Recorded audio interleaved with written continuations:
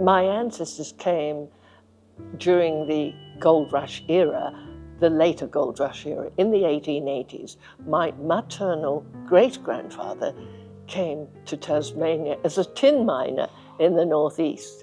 In my school, St Mary's College, with between 500 and 600 students, during most of my years, my sister and I were the only two Ching-Chong Chinamen, as we were called. I remember definitely being an outsider when I was growing up. I was so different.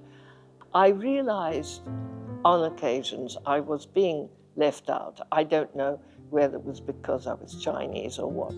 Under the Labour and Industries Act, there have to be separate toilets for men and women. A determined TDT reporter couldn't be defeated by a mere machine. It's really going to be Christmas there without branded butter.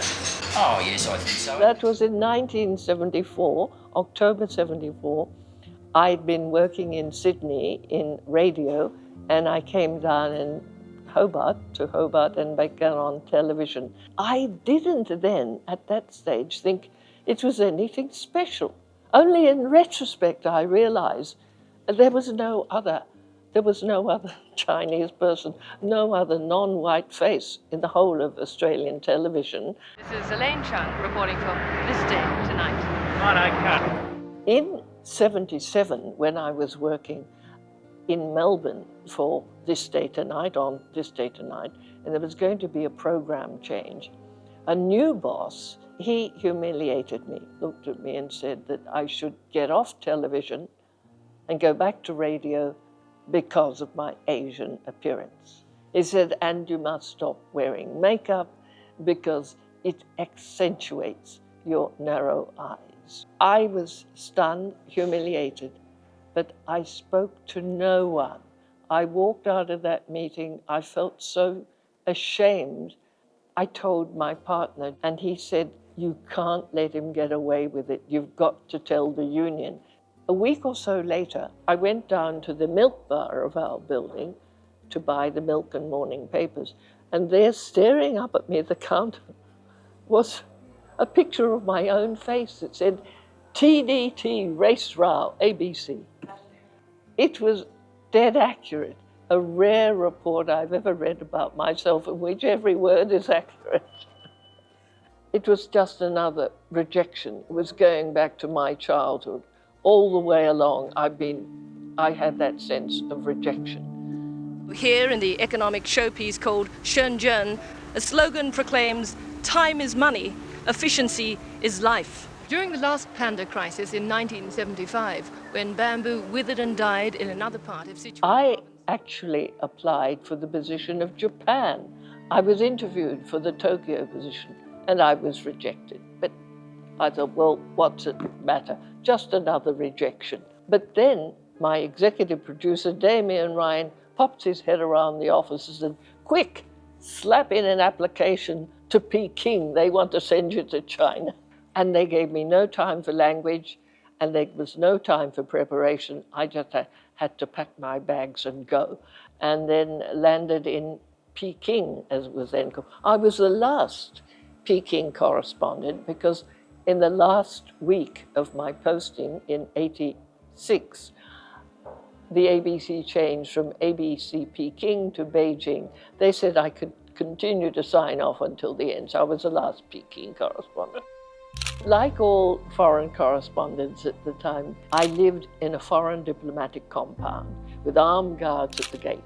I was not allowed to mix with Chinese except those who were officially assigned to work in the compound. And the few Chinese I did meet, I had to be very careful because I didn't want to get them into trouble. I did not then look like a Chinese because Chinese women in those days were mostly in mouse suits. The most colorful garment they dared wear was a colorful blouse. There was straight black hair, no high heels, no nail varnish, no makeup. So they looked at me and they wondered, what is she? Is she a film star? An actress? Or maybe she's a mistress of a high official. At an extraordinary Communist Party conference beginning tomorrow, top leaders led by 81-year-old Deng Xiaoping have an average age of 76. Back then, Hu Yaobang was considered a liberal, and compared with today, he's more than a liberal. And the fact that we, after months and months, the best part of a year of negotiations, the fact that we actually scored an interview and he was able to speak to us, that shows that it was possible. Whereas the correspondents I've spoken to now tell me that they can't get anywhere near a leader. Sonic Chinese Australian Achiever Award for 2025. For Media and Communications, we are proud to announce Helen Chung, who will be the recipient for this award. Her groundbreaking career challenged assumptions, widened representation, and paved the way for Asian Australians in journalism. Congrats, Helen.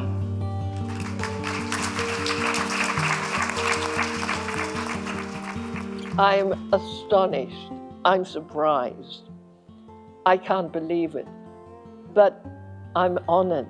I'm privileged to be part of the new Australia, so different, transformed into a new world from the Australia into which I was born in 1945, grew up in the 1950s.